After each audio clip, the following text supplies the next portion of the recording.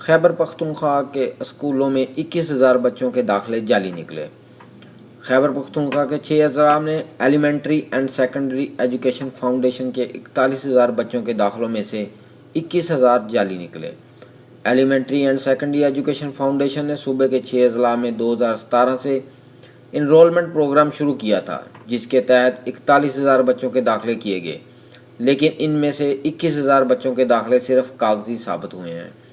خیبر پختونخوا کے ضلع مانسہرہ میں قائم 90 میں سے 70 اسکول صرف کاغذوں میں ہیں اور فرضی طلبہ کے نام پر فروغ تعلیم واؤچر اسکیم کے تحت کروڑوں روپے نکالے گئے ہیں۔ بورڈ آف گورنرز نے ادارے کے مینیجنگ ڈائریکٹر کو معطل کر کے انکوائری شروع کر دی ہے۔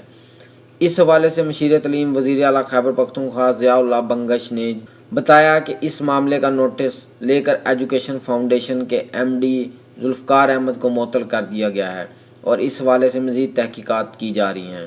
ان کا کہنا تھا کہ دیگر اضلاع میں بھی ڈسٹرکٹ ایجوکیشن آفیسرز کے ذریعے انکوائریز کا سلسلہ جاری ہے۔ متعلقہ ایم ڈی نے بورڈ آف گورنرز کو مطلع کیے بغیر غیر قانونی اقدامات کیے تھے۔